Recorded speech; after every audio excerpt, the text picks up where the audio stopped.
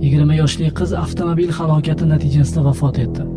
Vafotidan biroz avval yaqinlarining ahvoling qanday degan savollariga Allohga hamd bo'lsin, yaxshi deb javob berib turgan edi. Biroq oz vaqt ichida dunyodan ko'z yumdi. Alloh uni o'z rahmatiga olsin. Marhumani maxsus yuvish xonasiga olib kelishdi.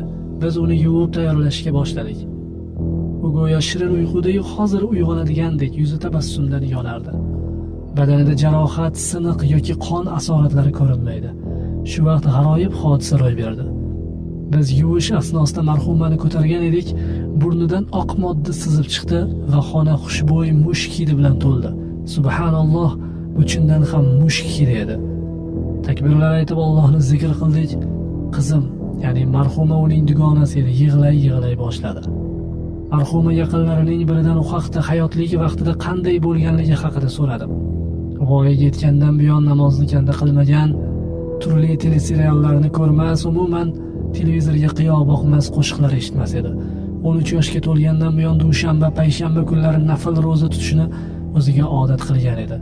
O'limidan oldin Alloh yo'lida o'liklarni yuvib tayyorlash bilan shug'ullanmoqchi edi, biroq birovlarni yuvishdan oldin o'zi yuvildi.